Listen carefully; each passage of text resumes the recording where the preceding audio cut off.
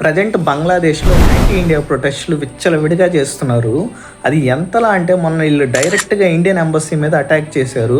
And నేను చూస్తే ఒక బంగ్లాదేశీ మైనారిటీ హిందూ మీద అటాక్ చేసి అండ్ చెట్టుకు వేలాడదీసి నిప్పంటించారు. అండ్ దీని మీద అక్కడ ఉన్న టెంపరీ గవర్నమెంట్ ఎటువంటి యాక్షన్ అయితే తీసుకోలేదు ఇంతవరకు. అండ్ వీళ్ళు ఈ ప్రొటెస్ట్లో ఇండియా మీద యాంటీగా మాట్లాడడం, పాకిస్తాన్ బ్రదర్ లాగా ట్రీట్ చేయడం, అండ్ ఇండియాలో ఉన్న కొన్ని స్టేట్స్ బంగ్లాదేశ్లో భాగం అని చెప్పడం, ఇలా ఎట్టబడితే అలా బిహేవ్ చేస్తున్నారు. ఉస్మాన్ హాదీ అనే ఒక పర్సన్ తన ఫేస్బుక్లో గ్రేటర్ బంగ్లాదేశ్ అని ఒక మ్యాప్ని రిలీజ్ చేశాడు.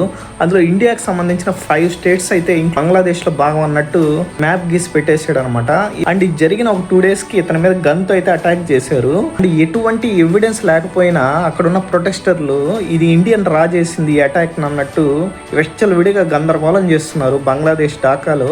బంగ్లాదేశ్ లాంటి చిన్న కంట్రీ ఎందుకు ఇలాంటి ప్రొటెస్టులు చేస్తుంది? అక్కడున్న టెంపరీ గవర్నమెంట్ కూడా ఎందుకు ఈ విషయాన్ని పట్టించుకోవట్లేదు అర్థం కావట్లేదు. బంగ్లాదేశ్ పూర్తిగా ఇండియా మీద డిపెండ్ అయి ఉంటుంది.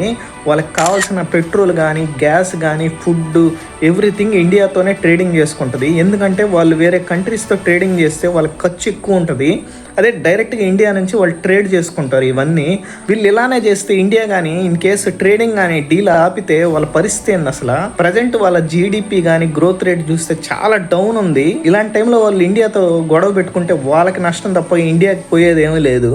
అండ్ ఇది ఇలానే కొనసాగితే రానున్న రోజుల్లో చాలా సీరియస్ యాక్షన్స్ ఉంటాయి అన్నట్టు ఇండియన్ గవర్నమెంట్ స్ట్రాంగ్గా అయితే చెప్పింది.